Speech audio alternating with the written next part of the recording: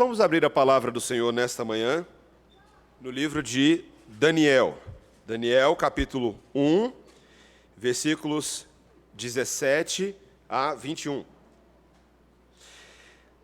Temos estudado este livro, que é um livro tão interessante do Antigo Testamento, meus irmãos, por revelar o plano de Deus às nações através do Messias. Talvez você não esteja vendo isso ainda tão claramente no início do livro, mas esta é a progressão do livro. Um livro que revela o governo de Deus sobre todo o mundo e como deveríamos esperar nele seus perfeitos propósitos. E nesta manhã, Daniel, capítulo 1, versículos 17 a 21, que assim dizem: Ora, a estes 4 jovens, Deus deu o conhecimento e a inteligência em toda cultura e sabedoria. Mas a Daniel deu inteligência de todas as visões e sonhos. Vencido o tempo determinado pelo rei para que os trouxessem, o chefe dos eunucos os trouxe à presença de Nabucodonosor. Então o rei falou com eles, e entre todos não foram achados outros como Daniel, Ananias, Misael e Azarias. Por isso passaram a assistir diante do rei. Em toda a matéria de sabedoria e de inteligência sobre que o rei lhes fez perguntas, os achou 10 vezes mais doutos do que todos os magos e encantadores que havia em todo o seu reino. Daniel continuou até o 1º ano do rei Ciro. Essa é a palavra do Senhor. Vamos orar, irmãos? Senhor, estamos diante de um livro tão belo, tão profundo, mas não adianta nada esta palavra bela e profunda se ela não promover em nós o impacto de vida, o sacudir do Espírito Santo, que nos faz mudar os nossos rumos, deixarmos de ser pecadores e sermos mais santos e mais semelhantes a Cristo, nosso Mestre. Promove essa obra em nós nesta manhã, Senhor, é o que nós te pedimos, em nome de Jesus. Amém. Irmãos, no mundo de hoje não basta ser bom, não basta ser ótimo.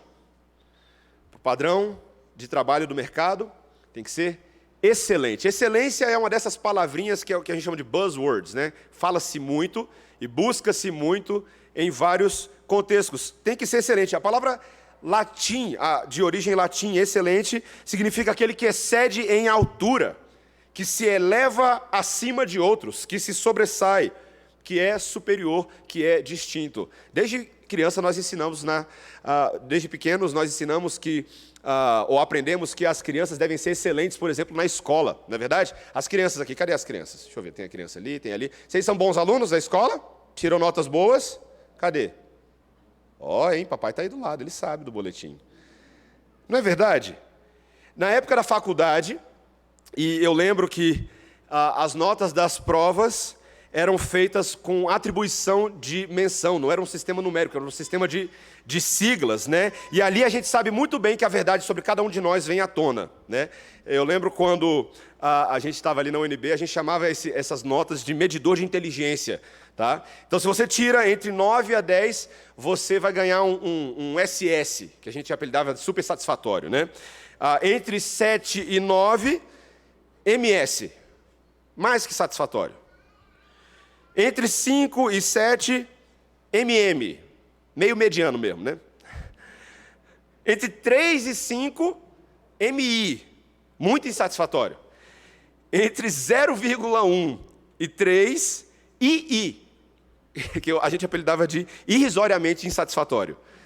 E se você tirar 0 ou está acima de 25% das faltas, você vai receber um SR, que o apelido do pessoal é só rezando para sair dessa, né? Gente, é tão interessante como a sociedade tem todos esses qualificadores de inteligência que determinam quem nós somos. Não é verdade? Teste de QI, exame de inteligência emocional, teste de matrizes. Eu fui estudar para ver o que eram essas coisas. Mas será que essas coisas realmente revelam o quão inteligentes nós somos? Qual é o padrão, qual é o eixo para verificar se uma pessoa é inteligente? Posso mudar a palavra? Qual é o eixo que define se somos sábios? Quem é que define isso? Somos nós?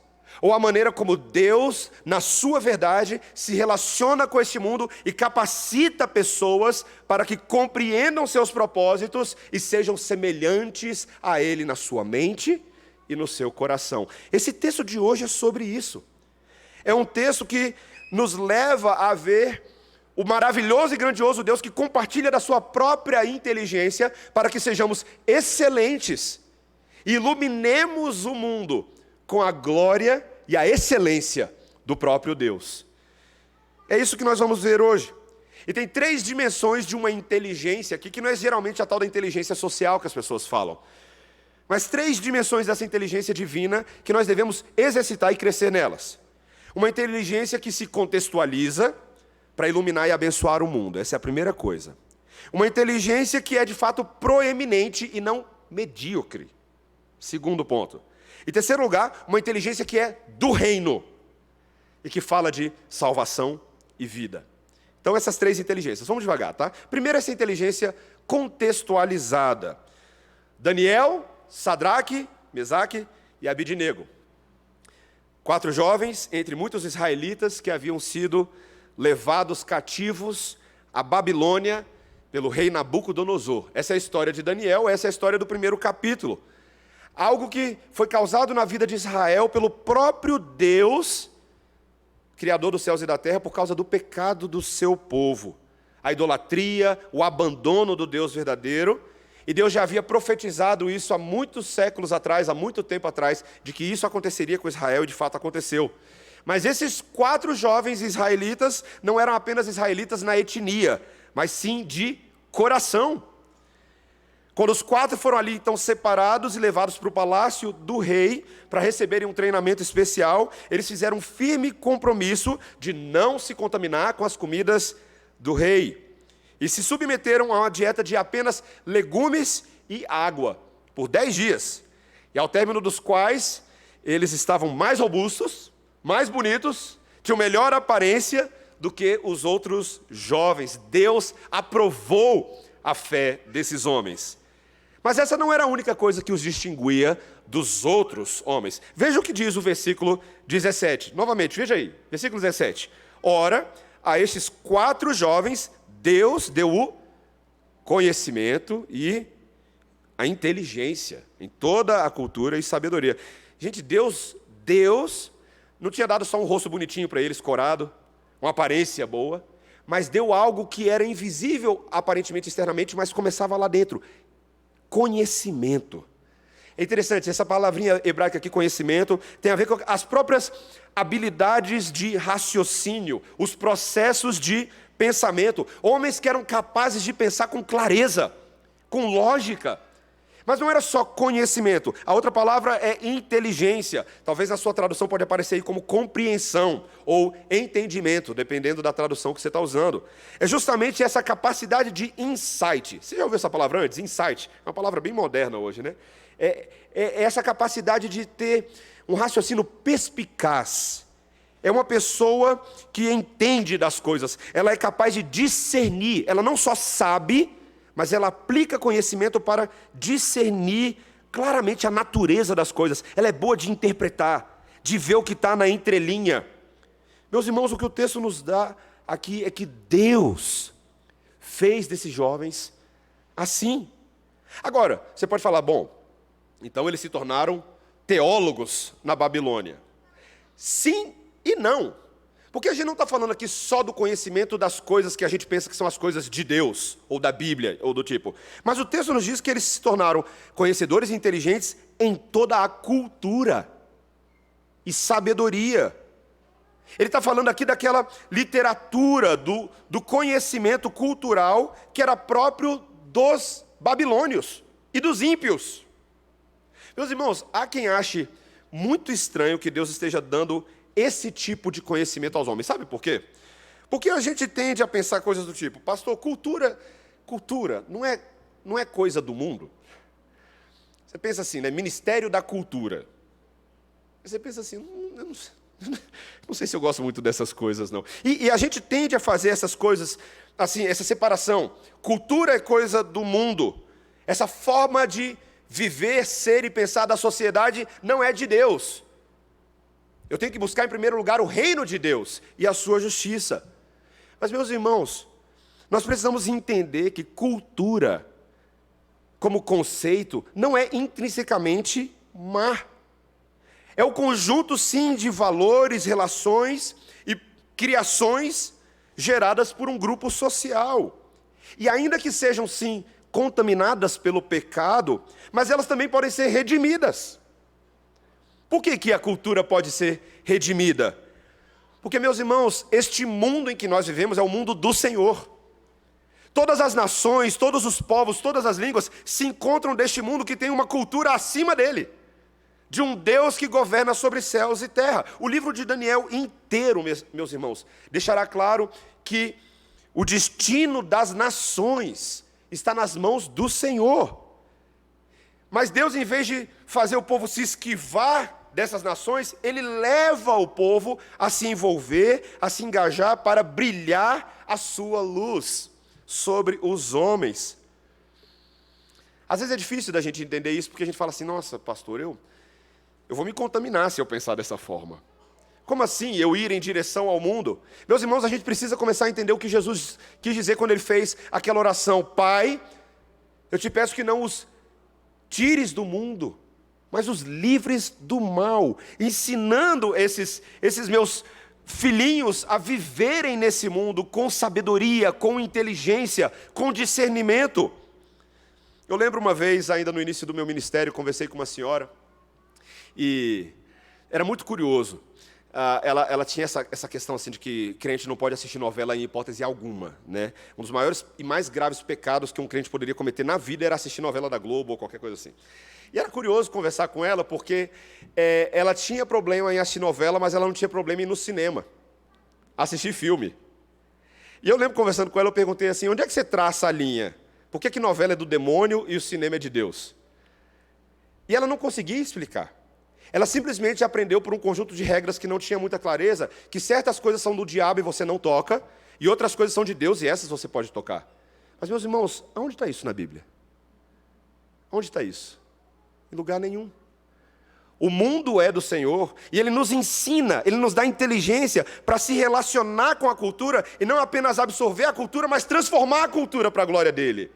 Ser sal da terra, ser luz do mundo, trazer valores de um reino superior para um reino inferior. Porque, afinal de contas, todos esses de alguma maneira pertencem a Deus. Mas como que a gente não se contamina? Daniel e seus amigos já começaram a nos dar a dica. Quando nós temos uma lealdade inabalável para com Deus. Uma lealdade inabalável para com Deus. Um teólogo que eu gosto muito, Ligon Duncan, diz o seguinte, preste atenção. A cultura não será um grande problema para nós se nós tivermos as nossas lealdades no lugar certo. Nós, que seguimos a Deus, somos chamados para sermos líderes competentes em nossa cultura. Mas isso só será possível se nós jurarmos fidelidade a Deus em primeiro lugar. É assim que funciona, meus irmãos. No nosso coração, nós precisamos saber muito bem qual é o nosso relacionamento com este mundo, para não nos deixarmos levar pelas coisas do mundo, não sermos mais amigos do mundo ou dos prazeres do que de Deus, e seguirmos a Deus em todas as coisas. E assim, meus irmãos, quando nós pensarmos dessa forma, nós veremos que o desenvolvimento intelectual e o verdadeiro sucesso podem ser alcançados nesse mundo, mesmo sem negociar com o mundo. É por isso que eu e você não precisamos viver numa bolha. Nós estudamos em escolas seculares. Estranho isso, né? A gente vai para universidades, a gente trabalha em ambientes que não são a igreja, né? Tem muita gente que gostaria de trabalhar na igreja para não se contaminar com o mundo.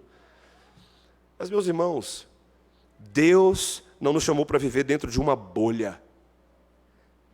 Ele criou no nosso coração uma bolha de proteção, amor e firmeza, para que deste coração consagrado a Deus, nós possamos nos relacionar com este mundo e aprender, inclusive, os conhecimentos, técnicas e habilidades que estão por aí e dominá-las para abençoar o mundo. Esse é o Deus que torna louca a sabedoria do mundo e aperfeiçoa a força do seu povo aonde quer que nós nos encontremos. É a história de todas as Escrituras. Meus irmãos, nós precisamos começar a trabalhar essa inteligência contextualizada que vai iluminar o mundo.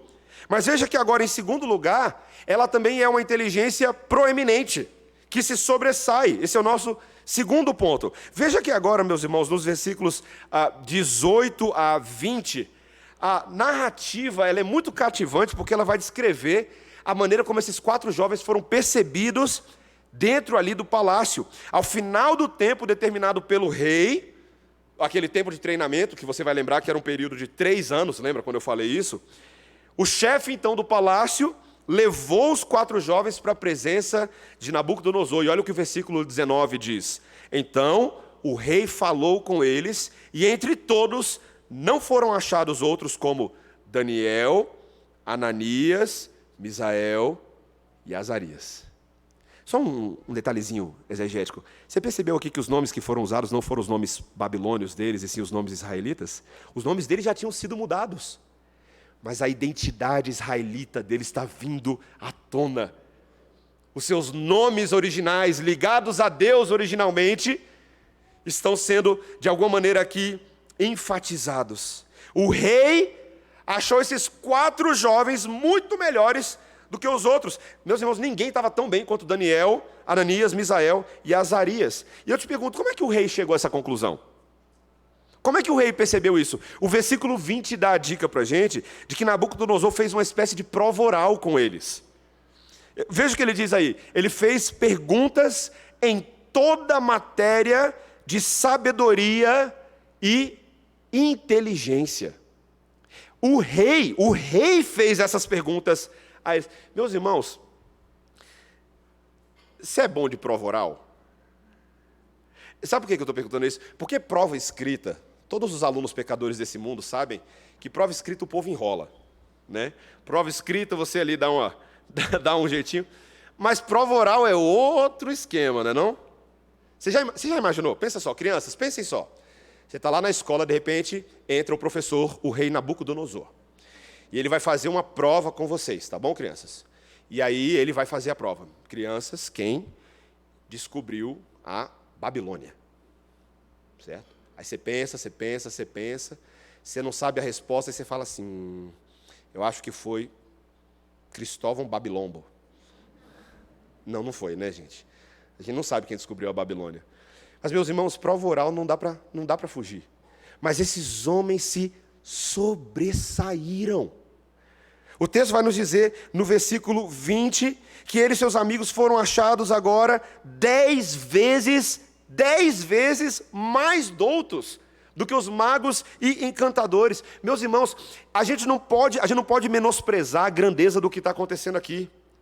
Imagina esses adolescentes controlando o nervosismo e a ansiedade para uma prova como essa, em que seu avaliador é o homem mais poderoso do mundo conhecido. Qual seria o resultado? Será que eles iriam passar nesse dificílimo teste? Mas eles passaram. Eles agradaram o rei e agradaram ao Rei dos Reis. Meus irmãos, Deus concedeu a eles que se sobressaíssem, que estivessem acima dos magos dentro da própria cultura babilônica. Meus irmãos, é igual, por exemplo, a gente, cada um de nós aqui, ir morar num outro país diferente, e aí você chega nesse outro país, você faz uma prova com as pessoas daquele país, e você prova que você conhece mais o país delas do que elas mesmas. É isso que aconteceu com eles. Nós não estamos falando aqui de qualquer inteligência, meus irmãos. Não é apenas a própria inteligência que Deus deu a todos os homens como compartilhamento dos seus atributos divinos. Todos nós que somos feitos à imagem e semelhança de Deus, temos algum grau de inteligência, não é verdade? Alguns um pouquinho mais, outros um pouquinho menos, mas todos nós temos habilidades cognitivas, capacidade de racionalizar, mas não é disso que nós estamos falando. Nós estamos vendo em ação o Deus que Paulo, o apóstolo, doxologicamente adora, lá em Romanos capítulo 11, quando ele diz, ó profundidade da riqueza, tanto da sabedoria como do conhecimento de Deus. Quão insondáveis são os seus juízos, e quão inescrutáveis os seus caminhos. Quem, pois, conheceu a mente do Senhor? Quem foi o seu conselheiro? Meus irmãos, é como se Deus estivesse compartilhando um pouquinho desse dom especial com esses 4 jovens e de repente Nabucodonosor está... A coisa é tão impressionante, meus irmãos, que o texto nos diz que Nabucodonosor contratou eles imediatamente. Eles foram colocados para dentro da equipe imediatamente. Toma, o emprego é de vocês, próximo. Meus irmãos, nós precisamos falar aqui da excelência das coisas que Deus faz. Nosso Deus é excelente no seu caráter. Esse é um dos atributos divinos que a gente poderia colocar lá nas teologias sistemáticas. A excelência de Deus. Nas teologias sistemáticas aparece com o nome a perfeição de Deus, a glória de Deus. Mas excelência significa que tudo que Deus faz, Ele faz bem feito. Ele faz de forma perfeita, plena, maravilhosa. E Ele agora traz isso como modelo para nós, através da vida de Daniel, dizendo: meus servos devem ser excelentes naquilo que eles fazem. Meus irmãos, como é importante nós falarmos sobre isso em dias em que o mundão evangélico não é conhecido pela sua excelência. Na verdade, um dos grandes embates que, desde que eu me entendo por gente, eu lembro, é a diferença entre ser excelente e medíocre. Vamos falar disso um pouquinho? Um segundo? Gente, tem tanta gente que quando pensa assim, serviço a Deus, vou trabalhar na igreja, vou fazer coisas para Deus. Se tem uma coisa que não é um critério muito alto, é o de excelência. Como é fácil para nós, tantas vezes, achar que, é para Deus, é voluntário, é de coração. E aí a gente acaba fazendo de qualquer jeito. Você já reparou como o padrão de excelência de Deus acompanhava no Antigo Testamento todas as ordenanças de como o tabernáculo devia ser construído, como os sacerdotes deveriam oferecer sacrifícios, como os levitas deveriam trabalhar na casa do Senhor? Deus esperava excelência dos seus servos. E por que conosco seria diferente? Eu pergunto a você, você é uma pessoa que busca ser excelente naquilo que você faz? É uma pergunta honesta. Em relação aos compromissos que você assume, em relação às disciplinas que você estabelece para você mesmo, em relação às promessas que você faz, você é excelente. Por que, meus irmãos, nós devemos ser excelentes? Porque eu e você somos representantes do excelente Messias. Cristo agiu para conosco e agiu em relação a este mundo de maneira excelente.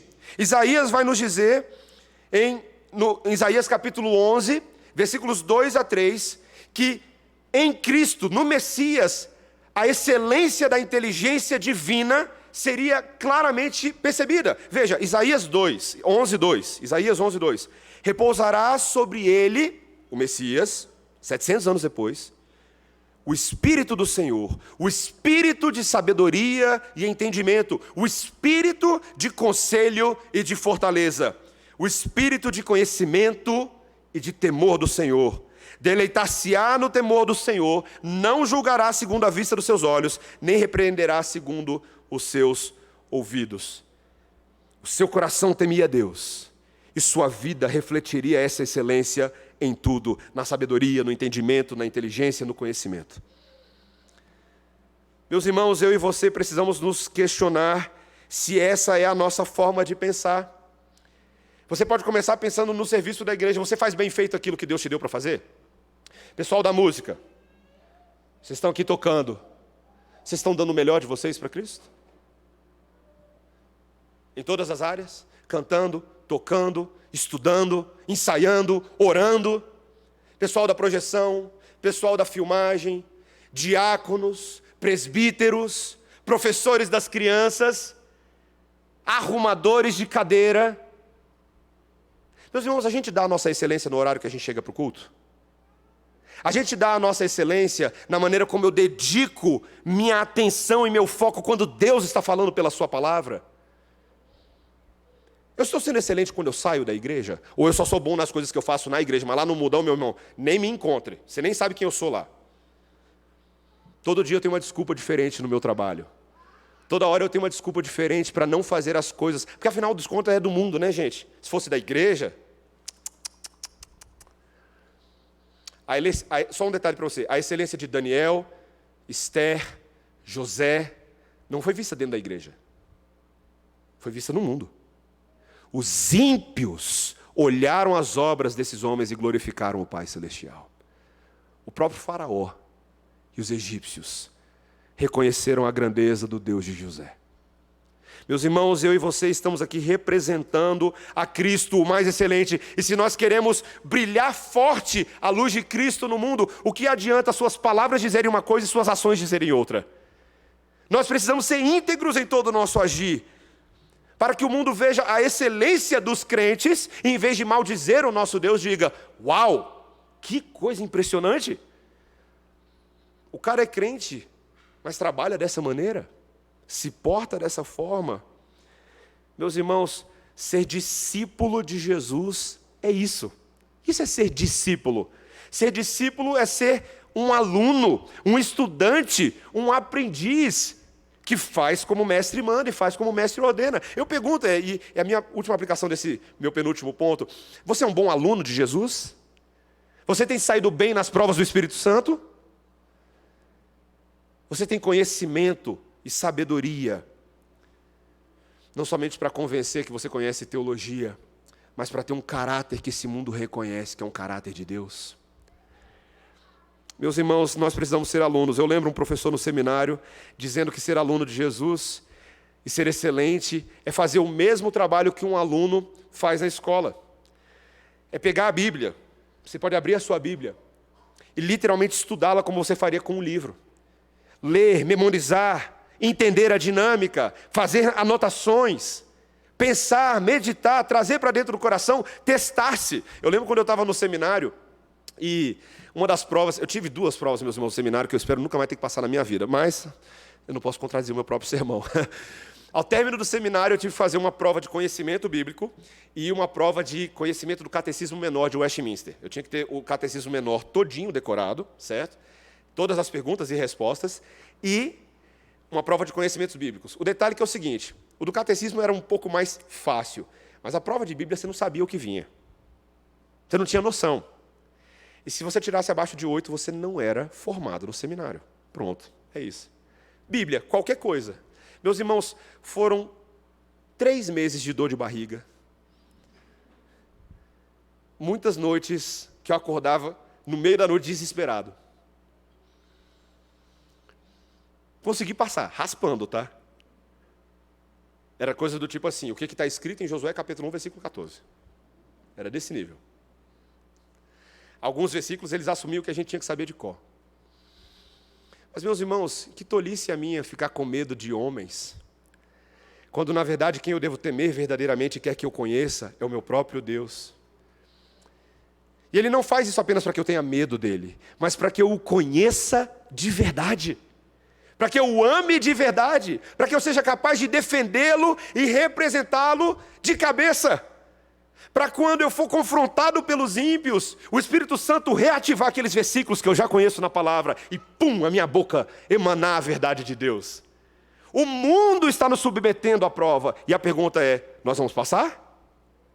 Nós vamos representar excelentemente o nosso Deus? Meus irmãos, eu gostaria de encerrar esse texto lembrando que a inteligência que realmente importa é a inteligência do reino. Esse é o nosso último ponto. Um detalhezinho que eu pulei de propósito para mim e para você está ali no versículo 17. Quando ele diz que além de toda aquela inteligência e conhecimento, Deus deu a Daniel, está vendo aí no final, inteligência de todas as visões e sonhos.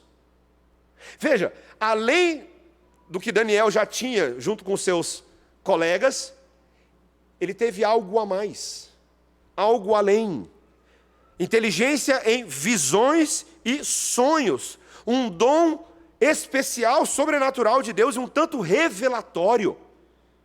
Meus irmãos, foi um distintivo que levou Nabucodonosor a colocar Daniel e seus amigos na equipe de conselheiros que incluía mágicos e encantadores. O que faziam esses mágicos e encantadores? Crianças, esses mágicos aqui não é igual aquele mágico que a gente conhece quando ele vai na nossa festa de aniversário, e aí ele tira uma cartola, e aí coloca assim, né, pega uma cartola e tira um coelho lá de dentro, e a gente, nossa, que legal, né?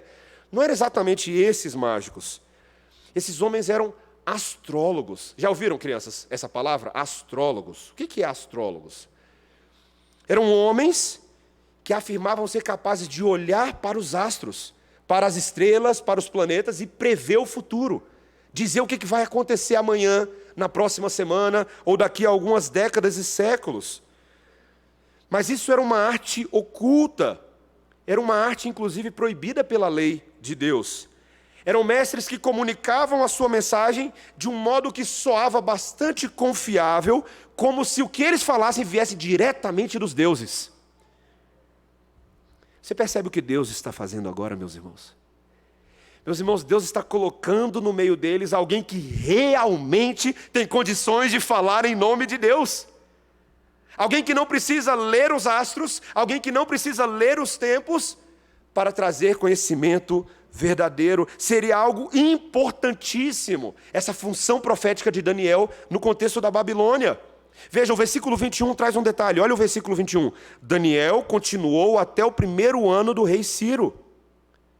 Meus irmãos, o cálculo matemático aqui pode te faltar, mas significa que Daniel ficaria um tempão no reinado de Nabucodonosor e que o próprio rei dependeria de Daniel para compreender os eventos futuros, revelados por meio de sonhos e visões. E mesmo depois que Nabucodonosor morresse, Daniel ainda permaneceria vivo até a chegada de Ciro, para ver o cumprimento de tudo aquilo que Deus revelaria. Meus irmãos, Daniel viveria o melhor dos mundos. Ele seria um profeta que profetizaria o que ia acontecer e veria com os próprios olhos as coisas acontecendo. A Babilônia receberia profecias duras por causa da sua pecaminosidade, mas Deus prevaleceria. Meus irmãos, como que eu devo aplicar isso para a minha vida e para a sua vida? Será que hoje eu, então, e você devemos agora pedir ao Senhor que nos dê o dom de revelação de futuro? Será que a gente deveria ter um bando de vidente reformado na igreja? Não, meus irmãos. A palavra de Deus nos diz claramente que as coisas que precisavam ser reveladas já foram reveladas. Mas ao mesmo tempo, por meio de Daniel, nós estamos vendo aqui a antecipação do ministério que o próprio povo de Israel cumpriria. Deus estava separando essa nação para ser um reino de sacerdotes. Êxodo 19:6.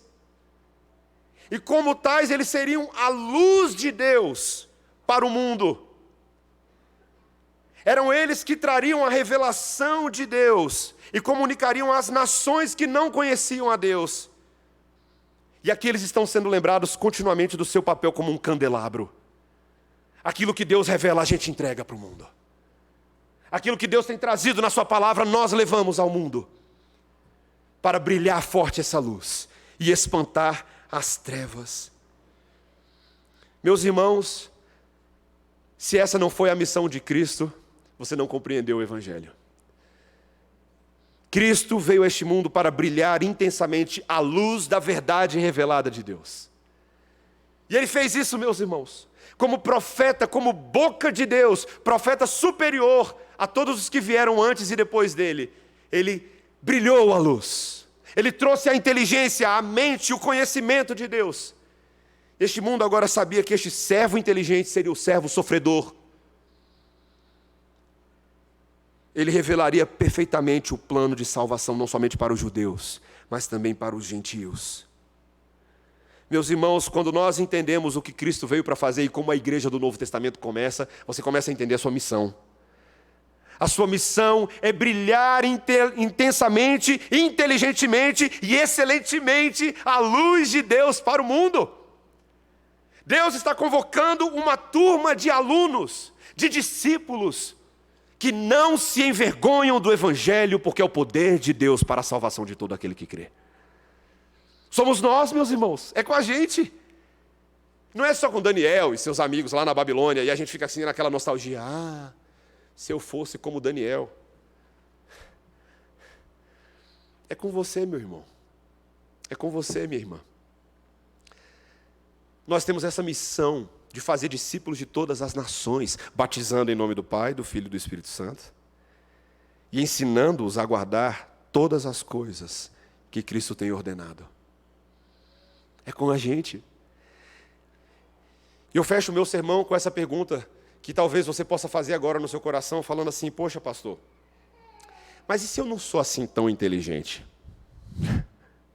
Pastor, vamos falar a verdade? Vamos falar a verdade? Eu não sou assim. Deus me dera que eu fosse 1/10 do que Daniel é. Mas eu não sou assim. Meus irmãos, mas quem disse que era só para Daniel e seus amigos? Tiago, o meio-irmão de Jesus, quando escreveu a sua epístola, no capítulo 1, no versículo 5, ele disse: se algum de vocês necessita de sabedoria, vamos supor que esse é o seu caso, eu não tenho sido sábio. Se você precisa de sabedoria, peça a Deus que a todos dá liberalmente e nada lhes impropera. Olha só, meus irmãos. E ser-lhe-á concedida. Peça, porém, com fé, em nada duvidando, porque aquele que duvida é semelhante à onda do mar, que é impelida e agitada pelo vento. Não suponha esse homem que alcançará do Senhor coisa alguma. Homem de ânimo dobre, inconstante em todos os seus caminhos. É uma questão de fé, meus irmãos. Eu tenho que orar e pedir ao Senhor que me dê fé e sabedoria para eu ter a mente de Cristo e não me pautar apenas pela inteligência dos homens. Sim, meus irmãos, nós devemos estudar bem nesse mundo. Se você está na faculdade agora, você tem que ser um bom aluno.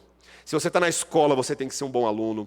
Se você não está em nenhum desses, mas você deve continuar aprendendo habilmente sobre as coisas deste mundo para ser bom naquilo que você faz. Mas há algo que verdadeiramente só o próprio Deus pode dar: a mente dele. Peça isso. Peça isso a Deus. Você quer ser inteligente para os homens ou para com Deus? Se você for inteligente para com Deus, você será para com Deus e para com os homens. Peça ao Senhor. Meus irmãos, às vezes a gente se acha meio burrinho espiritual. Esse é o meu caso, e durante muitos anos eu sempre pensei assim. Mas Deus gosta de pegar os burrinhos espirituais e os pecadores e transformar em servos, para que eles brilhem essa luz. Tem chance para todo mundo na escola de Jesus. E dá para passar na prova. Sabe por quê? Porque Ele prometeu que estaria conosco todos os dias até a consumação dos séculos. O professor em sala de aula dá o reforço em casa e habita no nosso coração. Quer macete melhor para passar na prova? Meus irmãos, que o Senhor nos ajude a sermos os alunos aos pés de Jesus, aprendendo do próprio Mestre e transformando esse mundo para a glória dele. Amém? Vamos orar, meus irmãos. Senhor, nós estamos na tua santa presença nessa hora, para te bendizer e aprender de ti. Pedimos que, em nome de Jesus, o Senhor nos fortaleça em toda graça, sabedoria, diante de Deus e dos homens, e nos encoraje a brilhar forte essa luz, para que o mundo te conheça. Em nome de Jesus. Amém.